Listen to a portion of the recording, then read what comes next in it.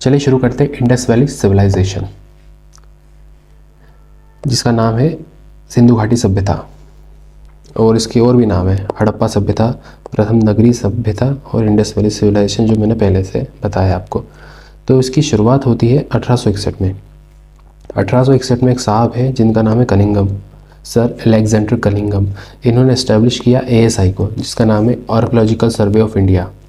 Archaeological survey of India करता था भारत के अंदर जितनी भी पुरानी पुरातात्विक चीज़ें हैं उनकी खोज करना और उनके बारे में नॉलेज गेन करना, और कुछ ज़्यादा ज़रूरी हो तो उसको लंदन डिलीवर करना, या जब अंग्रेज जो अपने साथ चीज़ें लेगा उसमें से बहुत सारी वही चीज़ें हैं जो आर्कियोलॉजिकल सर्वे ऑफ इंडिया ने उन्हें दी है।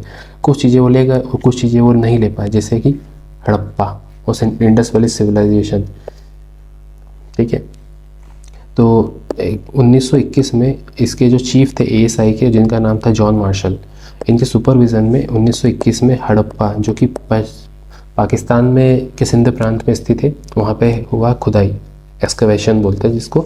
और 1921 में हड़प्पा की खोज करी दयाराम साहनी ने, और मोहनजोदड़ो की खोज करी राखलदास बनर्जी साहब ने। सॉरी, तो इसके 3 नाम थे। अब देखते हैं इसमें और क्या क्या काम की चीज़ है। तो ये principal sites of Indus valley civilization की मुख्य मुख्य साइट्स है। इसमें से हड़प्पा, बनावली, कालीबंगा, चहुदाड़ो, मोहनजोदड़ो, सुरकोदरा, धोलावीरा और लोथल, ये मुख्य मुख्य नगर है वहाँ के। और अगर इसको समझे तो ये एक ट्रायंगल बेस्ड था पूरा का पूरा। मतलब इसका जो एरिया था वो था अप्रॉक्सीमेटली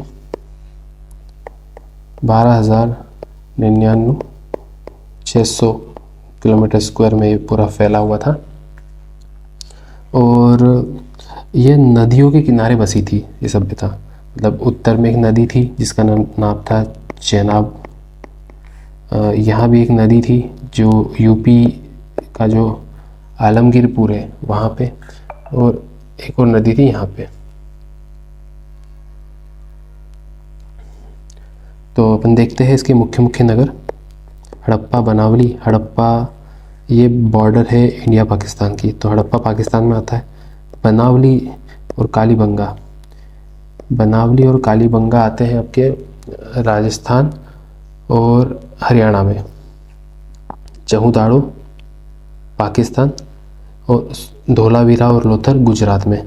मोहनजोदड़ो भी पाकिस्तान। ये मुख्य मुख्य साइट्स थी। इसमें भी बहुत सारी चीज़ें मिली, उसको भी आगे देखते हैं।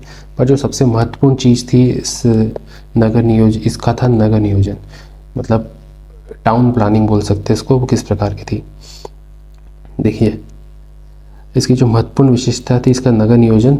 इसने नगर को 2 पार्ट में बनाया था। पहला पार्ट था एक टीला, जिसको आप सिटाडेल बोल सकते हैं।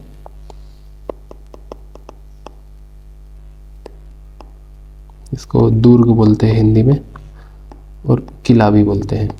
ये हमेशा पश्चिम में होता था। इसके कुछ अपवाद ज़रूर है, पर जनरली पश्चिम की तरफ होते थे किले, और पूर्व की तरफ होते थे आवास, मतलब जो कॉलोनीज जो होती थी वो सब पूर्व की तरफ होती थी।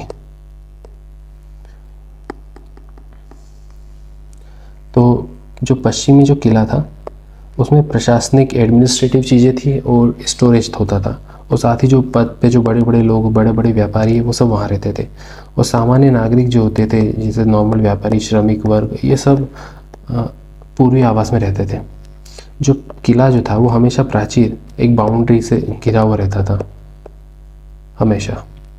और जो नगर बने थे बहुत ही व्यवस्थित थे, मतलब एक पैटर्न को फॉलो करते थे जिसका नाम है ग्रिड पैटर्न।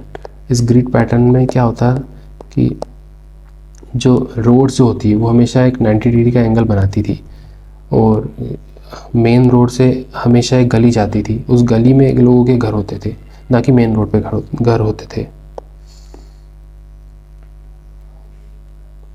और जैसे कि एक और जो पॉइंट है, नगर व्यवस्थित थे क्योंकि ग्रिड पैटर्न को फॉलो करते थे। वो मुख्य मार्ग समकोण पर काटते थे, ये इस प्रकार से। सड़कों के किनारे नाली व्यवस्था थी जिसमें ढक्कन युक्त मेन होल होते थे। मतलब रोड है, इस रोड के साइड में आपको दोनों तरफ नालियाँ मिलेगी, पर वो नाली नॉर्मल नालियाँ नहीं होती थी, उसमें क्या होता था कि यहाँ पे जो एक इसकी जो सीवेज होता था वो ढक्कन के थ्रू कवर होता था, जिससे क्या होता था कि किसी प्रकार की कंटेमिनेटेड बीमारियाँ वो नहीं होती थी, संक्रामक रोग वो नहीं होते थे। उसके बाद में दरवाजे और खिड़कियाँ यह गलियों में खुलती थी, ना कि मेन रोड पे। इसका एक फ़ायदा ये होता था कि अगर मेन रोड पे खुले तो धूल और ट्रैफिक और शोर शराबा भी आता था, पर वो मेन रोड ना होते हुए गलियों में खुलते थे, जिससे इन सब चीज़ों से बचा जा सकता था। और यहाँ पे अधिकतर 2 मंजिला मतलब डबल फ्लोरिंग के घर होते थे लोगों के, और पक्की ईंटों के घर बनते थे। और कुछ बहुत बड़ी बड़ी बिल्डिंग्स थी यहाँ पे, जैसे मोहनजोदड़ो का अन्नागार, ये 45 बाय 15 मीटर का था।